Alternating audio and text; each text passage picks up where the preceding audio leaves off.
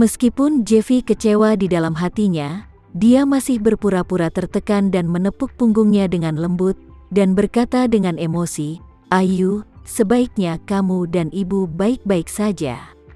Selama waktu ini, Ayu sangat khawatir. Ketika kakek Juna mendengar ini, dia menatapnya dengan dingin, agak tidak puas di dalam hatinya. Dia merasa cucunya menjadi sedikit munafik akhir-akhir ini. Jeffy sangat cemas pada awalnya karena kecelakaan dengan ibu dan saudara perempuannya.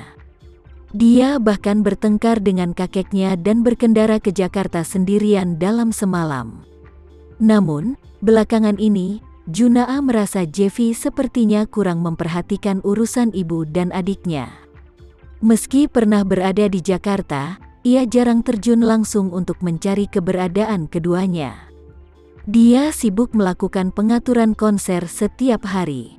Rasanya seolah-olah pentingnya konser lebih dari sekadar ibu dan saudara perempuannya. Namun, Juna Hadid secara alami tidak mengatakan apa-apa saat ini, dan ketidakpuasan di hatinya dihancurkan olehnya jauh di dalam. Saat ini, Romeo berkata, "Jeffy dan Ayu segera duduk. Kebetulan kami baru mulai makan. Kalian juga memiliki 2 minuman bersama untuk merayakan kembalinya ibu dan adikmu dengan selamat." Jeffy buru-buru berkata, "Oke, Paman." Setelah duduk, Jeffy dan anggota keluarga lainnya bersulang untuk merayakannya, tetapi dia selalu memiliki keraguan di dalam hatinya, siapa yang menyelamatkan ibu dan adiknya. Namun, dengan begitu banyak orang di atas meja saat ini, sulit baginya untuk menanyai Ayu secara mendetail, jadi dia hanya bisa menekan sementara pertanyaan ini hingga ke lubuk hatinya. Tepat ketika dia dan keluarganya mendorong cangkir dan mengganti cangkir, telepon tiba-tiba menerima pesan WhatsApp. Dia melihat ke bawah dan melihat bahwa kakeknya Chen Sucipto yang mengiriminya pesan ini. Dia buru-buru mengklik dan melihat pesan yang dikirim oleh Chen, yang berbunyi, "Jeffy, aku ingin tahu apakah orang yang menyelamatkan ibumu dan adikmu kali ini adalah orang Indonesia yang menyelamatkanmu di Jepang? Kamu selalu memiliki hubungan baik dengan Ayu. Mendekatlah, kamu harus menemukan cara untuk mengeluarkan kebenaran dari mulutnya." Jeffy bergerak-gerak di dalam hatinya, dan berkata pada dirinya sendiri, "Mengapa kakek bertanya? Apakah benar-benar dermawan yang menyelamatkan ibu dan Ayu? Tapi, itu agak tidak mungkin. Sang dermawan ada di Jepang, dan Ayu sedang mencarinya. Dia tidak mendapatkan hasil apapun untuk waktu yang lama. Bagaimana bisa dia tiba-tiba muncul di Jakarta dan menyelamatkan Ayu lagi? Apakah dia penguntit yang telah mengikuti Ayu secara diam-diam? Lalu Ayu sudah mencarinya begitu lama, kenapa dia tidak muncul? Rasanya selalu aneh dan sulit dipercaya. Mengingatkan pada paman dan ayahnya yang menghilang di Jakarta satu demi satu, Jeffy merasa lebih besar. "Aku selalu merasa bahwa kecil kemungkinan si dermawan berada di balik ini. Jika tidak, bahkan jika dia diam-diam melindungi Ayu, dia tidak perlu menyerang paman kedua dan ayahku satu demi satu, kan?" Keluarga Sucipto tidak pernah menyinggung perasaannya dari awal sampai akhir, dan bahkan sangat menderita karenanya. Mengapa dia harus bertindak atas keluarga Sucipto? Setelah berpikir lama, Jeffy tidak bisa memahami sebab dan akibat. Dia hanya bisa melupakan sementara pemikiran ini di belakangnya, dan dengan tenang menjawab Chen Sucipto, "Oke, kakek, aku harus menemukan cara untuk bertanya pada Ayu." Saat Lina dan Ayu berkumpul kembali dengan keluarga mereka dan berkumpul bersama, Tamarenza juga kembali ke rumahnya. Perjalanan ke Suriah ini tidak memakan waktu lama. Meskipun Tamarenza terbang bolak-balik puluhan ribu kilometer, dan banyak hal terjadi, sebenarnya itu hanya 1 malam. Oleh karena itu, ketika dia kembali ke rumah, istrinya Alena, ayah mertuanya Chandra, dan ibu mertuanya Rika sangat terkejut. Alena baru saja makan malam dengan orang tuanya. Melihat Tamarenza kembali, dia buru-buru melangkah maju untuk membantunya melepas mantelnya, dan berkata dengan heran, "Suamiku, Mengapa kamu kembali dalam waktu yang begitu singkat ketika kamu keluar kali ini?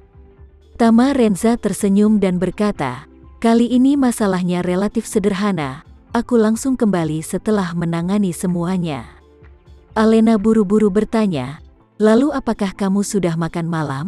Aku membuat mie di malam hari, yang mana rasanya cukup enak, jadi aku akan memesankanmu mie. Tamarenza bertanya dengan rasa ingin tahu, Lena, apakah kamu tidak sibuk selama ini? Kenapa kamu punya banyak waktu hari ini, dan kamu masih harus memasak sendiri? Alena tersenyum dan berkata, aku pergi ke Houston Group untuk pertemuan sore ini. Tahap pertama dari rencana tersebut telah sepenuhnya lolos dari tinjauan grup, jadi aku bisa sedikit santai. Kebetulan aku pulang lebih awal hari ini, dan menghabiskan waktu di kebun sayur kami.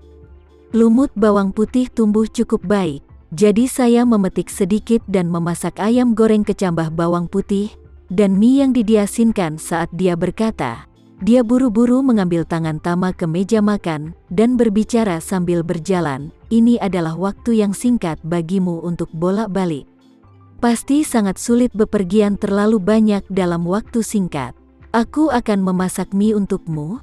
Melihat Alena begitu memedulikannya, Tamarenza juga tersentuh di dalam hatinya, mengangguk ringan, dan tersenyum. Kalau begitu, ini akan menjadi kerja keras untuk istrimu. Alena tersenyum manis, tidak ada kesulitan sama sekali. Memasuki ruang makan, ayah mertua Chandra dan ibu mertuanya Rika baru saja selesai makan. Melihat Tamarenza masuk, Chandra berkata dengan gembira, oh, menantu yang baik sudah kembali, kemana kamu pergi kali ini? Kamu kembali begitu cepat. Tamarenza tersenyum tipis dan berkata di dalam hatinya, meskipun waktu yang aku tempuh tidak lama ini, jarak yang aku tempuh sangat jauh. Perjalanan ke Suriah berjarak 6.000 km, yang setara dengan 1,5 perjalanan pulang pergi dari Jakarta ke Jepang. Tapi tentu saja, dia tidak bisa memberitahu mereka bahwa dia telah pergi ke Suriah. Jadi dia tersenyum dan berkata, kali ini aku pergi ke Singapura, tidak jauh, dan hanya butuh 3 jam untuk berkendara. Singapura? Tanya Chandra penasaran, apakah itu, klienmu kali ini adalah Byron Lee, orang terkaya di Singapura?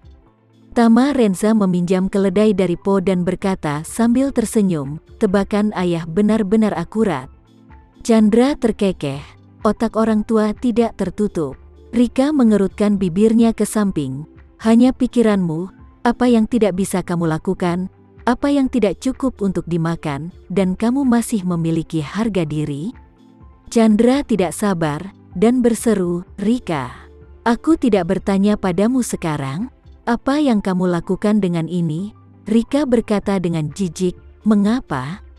Aku masih melakukan kejahatan, sejujurnya, keluarga ini belum memiliki suaraku. Tamarenza buru-buru berkata, Bu, Ayah, kalian berdua seharusnya tidak mengambil kesempatan dan bertengkar, itu melukai perasaanmu. Rika buru-buru berkata, hei, menantu yang baik, biarkan aku menyela, aku tidak punya perasaan dengan Chandra lagi. Bagaimanapun, kita terpisah. Chandra bersenandung, syukurlah, kamu bisa dianggap mengatakan sesuatu, dan aku tidak punya hubungan denganmu. Kami sekarang adalah tetangga terbaik. Rika segera menamparkan meja dan berteriak dengan marah, Chandra, apakah aku memberimu wajah? Aku katakan, kamu memiliki hak berbicara di sini. Apakah kamu menjadi lebih berani? Tamarenza buru-buru menyelesaikan permainan, oh ibu, jangan marah, bukankah ayah hanya bercanda? Setelah selesai berbicara, dia dengan cepat menatap Chandra, mengedipkan matanya, dan berkata, ayah, kamu baru saja selesai makan, dan kamu menganggur. Kamu bisa lari, sekarang cuaca semakin hangat, sangat membantu jika kamu berlari di tepi sungai.